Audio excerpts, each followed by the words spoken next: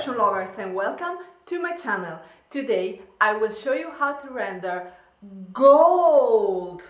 Yes people, gold in fashion illustration. But first of all, please thumb up if you like this video and subscribe to my channel. I publish every Thursday morning at 9 AM. But now let's come back to metallics.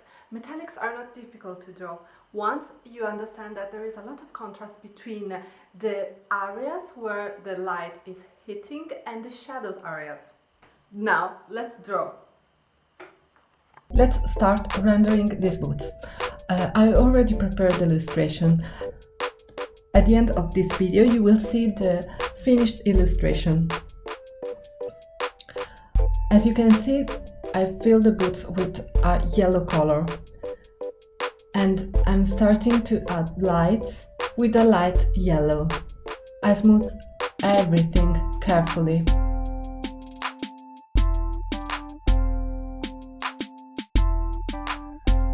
Now I'm start adding the dark tones. As I already told you, there is a lot of contrast between the different areas where the light is hitting and where it's not. I also use some white to add more contrast in the light areas.